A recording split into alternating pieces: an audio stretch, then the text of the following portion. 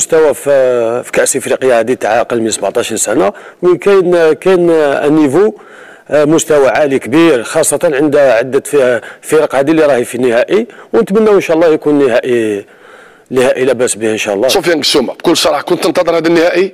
احسن المنتخبات اللي تاهلت للدور نصف النهائي، حتى نكون واقعيين موضوعيين، والمباريات انتهت او المباراتين بالتعادل وراحت ضربات جزاء.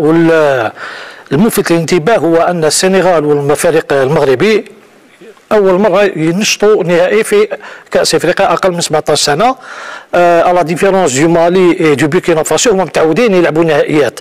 فانا عندما شفت فريق سنغالي في اول مباراه ضد الجزائر يعني قصفونا 3 أهداف مقابل 0، نتيجه ثقيله، كنت نستنى الفريق السنغالي يمشي للنهائي، خاصه ان فيه عمل كبير يقوم به مثلا اللاعبين اللي يكونوا اللي خرجوا من جينيراسيون فوت، يعني عمل كبير في الفريق السنغالي.